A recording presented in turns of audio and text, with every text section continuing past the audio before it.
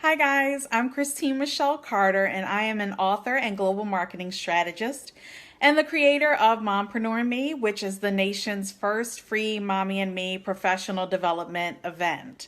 We go across the country giving their responses to the tragic death of George Floyd. So I have to be a lot more transparent and a lot more honest and come from a place of authority and not second guessing what I'm telling my children because they can easily get another opinion through social media. So I have to be very, very careful about just the messages that I send, making sure that they don't see all police officers as bad, making sure that they're inclusive of other races. Like every other kid in America right now has an iPad and an iPhone and has access to different social media platforms like TikTok and Snapchat, and they can see videos that folks make, either recreating the video or my conversations with my children have changed in light of recent police brutality and civil unrest, just in the sense that they're older now. They're 8 years old and 5 years old, and their places should be the same way. I think encouraging schools and workplaces to address race in a very open and transparent and inquisitive fashion versus just believing like kumbaya, we're all the same. That was a safe space, no holds barred, where you can ask any type of question without necessarily feeling offended. And it was coming from a place of just trying to learn and correct assumptions. I think that we don't see color. I think that those actually are to the detriment of inclusion. I remember when I was in college and I took a class on race relations, and there were folks from all different kinds of races in the class, and we just knew they look or the way that they talk, or a part of town that they live in. And unfortunately, I think it's ridiculous for us to think that racism will go away. However, I do think that it's important for us to have conversations with children about the beauty. I find the best way to approach the topic of racism with a toddler is just to be very honest with them and let them know that there are people in the world who judge others based off of the color of their skin or the way of diversity and the beauty of folks, and making sure that our children are immersed in other cultures, be it through the foods that they eat or the music that they listen to.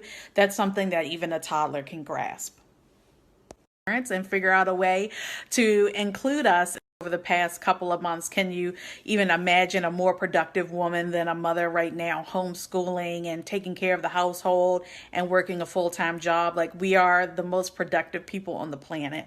So I definitely think companies will find a better way.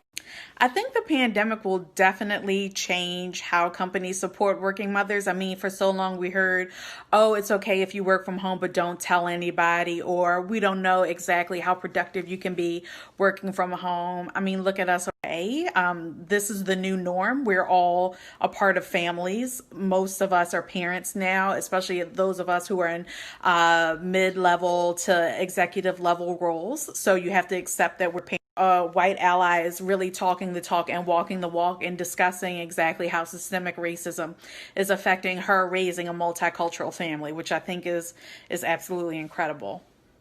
And raising a biracial son and some of the challenges that she faced and some of the systemic racism that that was in her family that she also had to overcome. So I think that is just a very beautiful book, where my favorite adult book about diversity and inclusion is called Not Just Black and White by Dr. Annie Reinking. I actually wrote the foreword for that book, and I just was so moved by it because she talks about being a white mom.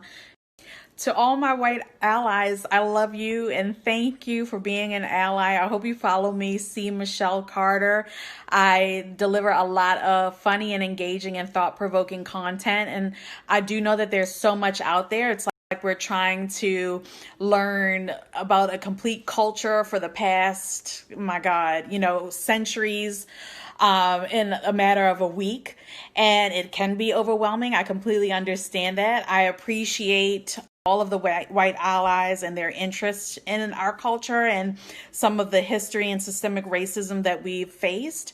I always recommend, just by getting immersed more in a culture, through music, through their food, through their fashion, just appreciating everything that they bring to our society. Black women happen to be the most influential of races as we affect a lot of trends that go mainstream. So just immersing yourself in supporting Black and elbows. Not everything is going to be 100% perfect. So understanding that we're in the middle of a pandemic, for Black moms, understanding that we're facing a disadvantage with COVID, and there's also civil unrest and police brutality and the racism that we face. The most important thing we can do right now to support working women is just to show some humanity and show some empathy. Not everything is going to be perfect. The houses aren't going to be pristine. The children aren't going to be clean behind their ears. It's just having some empathy for others is what I would have to say is the biggest thing that you can do to support another woman, another working woman right now.